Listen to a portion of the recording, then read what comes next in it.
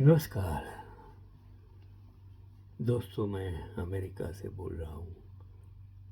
आपके बात करता हूँ चंद्रकांत भट्ट। सब कुछ सीखा हमने, ना सीखी होशियारी। चलो, मैं एक आपको कहानी सुनाता हूँ। पुस्तक घटना जो एक इंसान ने लिखी थी, उनके शब्दों में बयां करना चाहता हूँ कि 15-20 दिन पहले की घटना है। मुंबई लगातार बारिश से करा रही थी। जिस शहर की जान लोकल ट्रेन हो और अगर वही 8 घंटे खड़ी हो जाए तो उसे आपदा कहना ठीक ही होगा। आपको टाइम सर जब पहुंचना होता है, ट्रेन हो, बस हो, कोई भी हो, जिनसे आप जा रहे हो, अगर वो नहीं जा सके किसी भी वजह से, और अगर आपको वहाँ ठहर जाना पड़ता है तो क्या प्रॉब्लम्स होता है। ठीक वही आसमानी आपदा का समय था और दुनिया भर की कंपनी में बन रहे बारिश रोकने वाले सारे छाते हाथ खड़े कर चुके थे। इधर खाना बनाने का समय हो रहा था। मैंने सोचा क्यों न आज जेस्टो की जी की सेवा ली जाए। मैंने तुरंत किचन के 8-10 सामान ऑर्डर कर दिए। ठीक 10 मिनट बाद अपने शरीर के रोम रोम से पानी बहता बहता एक डिलीवरी बॉय प्रकट हुआ, हाँफता हुआ और कांपता हुआ। सर, आपका सामान। नाम देखकर लगा अपनी ही तरफ का लड़का होगा। कहीं बलिया, गाजीपुर, मऊ, गोरखपुर या छपरा, आरा, सिवान, गोपालगंज का, जो कुछ ही दिन पहले मुंबई आया है। ज़्यादातर लोग गांव में से शहर में आते हैं और शहर में रोजगारी ढूंढने के लिए कोई न कोई काम करते हैं। आज अमेरिका में भी जो लोग आते हैं सोचते हैं मैं पैसादार हो जाऊंगा, बहुत पैसा मिलेगा। आने के बाद उसको लगता है कि मैंने जो सोचा था, दर्पण में जो मेरा मुख देखा था वो मुख असल में सही नहीं था। जो दर्पण में दिखाई देता है वो सच नहीं होता है, और जो सच है वो दर्पण में आपको दिखाई नहीं देता है। मैंने सामान मिलाया, देखा ऑर्डर किए गए सामान में से ओट्स गायब हैं। मैं परेशान हो गया और डिलीवरी बॉय भी। उसने कहा, सर रुकिए न, लगता है मिस हो गया है, आप मेरा नंबर लीजिए। अगर 10 मिनट में कोई दूसरा डिलीवरी बॉय लेकर आ जाए तो ठीक कर, वरना मुझसे एक बार बात कर लीजिएगा। मैंने भी उसकी बात मानकर पहले 10 मिनट, फिर आधा घंटा और 1 घंटे तक इंतज़ार किया। आखिर में कोई लेकर नहीं आया। फिर मैंने सोचा डिलीवरी बॉय को क्या कॉल करना, जेस्टो को कंप्लेन कर दिया। जेस्टो ने सॉरी बोलकर तुरंत ओट्स का पैसा वापस कर दिया। लेकिन तभी डिलीवरी बॉय की कॉल आती है। ऐसा लग रहा उधर से वो रो रहा था, उदास है, किसी ने डांट दिया या किसी ने भगा दिया है। बोल रहा है, सर आपने तो जेस्टो में मेरी क्रेडिट ही खराब कर दी।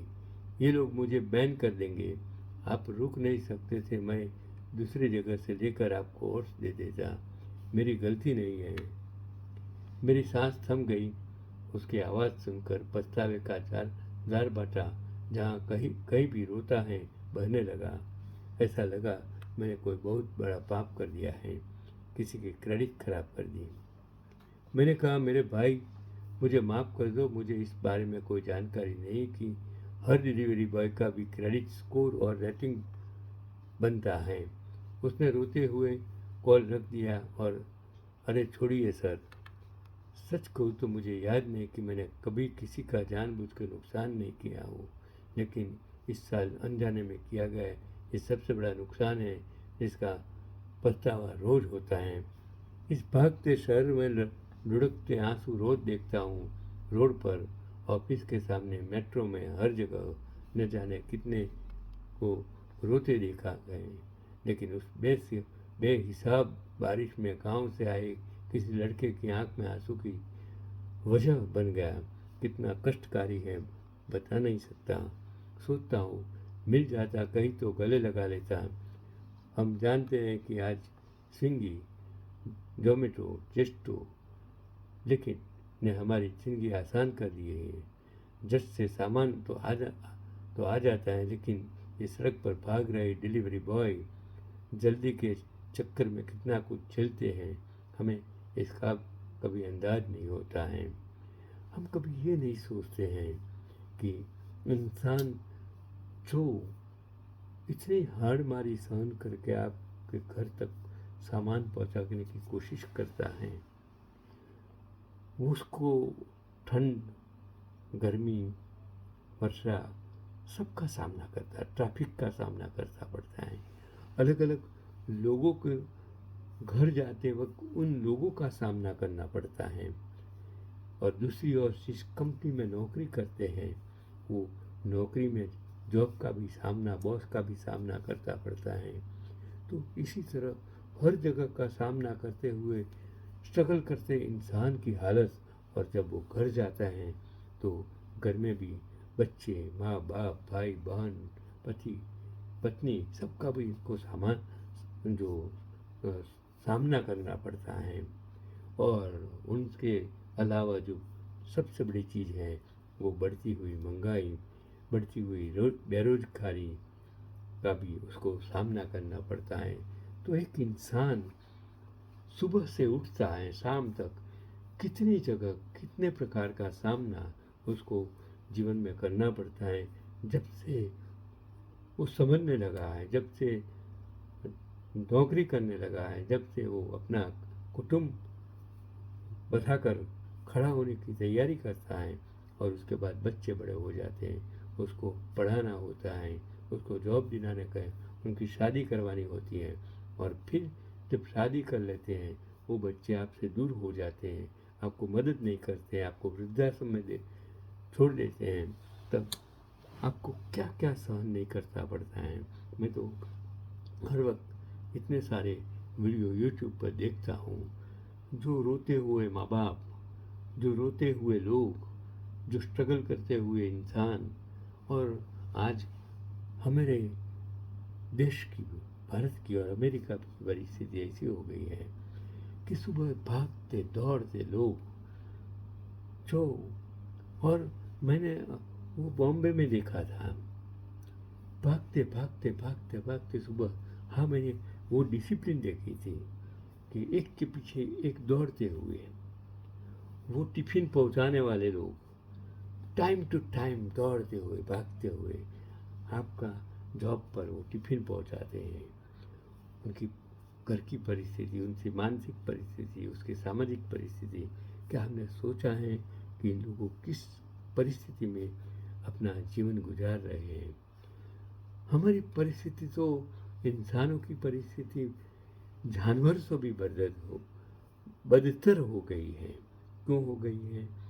ये एक आदि युग था, ज़रूरियातें कम थी, धीरे धीरे हम समझने लगे, धीरे धीरे ज़रूरियातें बढ़ती गई, विज्ञान बढ़ता गया, ज़रूरियातें बढ़ती गई, सामाजिक वस्ती बढ़ने लगी, तब हमारी जो जिंदगी में तकलीफ होगी। फिर भी हम आज मंदिर मस्जिदों के पीछे इतने घूमते, मैं कभी कभी देखता हूँ, मेरे समाज में भी देखता हूँ, कितने सारे मेरे जो गांव है जहाँ मेरा समाज रखता था, वो समाज उस गांव में से खाली हो गए। उस समाज में, उस गांव में जो बनाए, जो वाड़ी थी, मंदिरें थे, आज वो समझो उसका मरम्मत करने वाला कोई नहीं, उसको ध्यान रखने वाला कोई नहीं है। तो हम क्यों ऐसा करते हो? हमारी ज़रूरियात ये है कि हम जहाँ रहते हैं, हमारी ज़रूरियात है शिक्षा, हमारी ज़रूरियात है किसी को अन्न से, किसी को तन से, किसी को धन से मदद करने की। हम मंदिर मस्जिदों के पीछे पैसा खर्च करेंगे, उसके बजाय अच्छी शिक्षा के लिए, शाला के लिए, अच्छे स्वास्थ्य के लिए, हॉस्पिटल के लिए, गरीबों के दर्दियों को मेडिकल के लिए अनाज पानी देकर उसको सहायता करेंगे तो ईश्वर को ढूंढने की आपको कहीं भी ज़रूरत नहीं होगी। ऐसा आज का मेरा पैगाम है चंद्रकांत भी भट्ट अमेरिका से।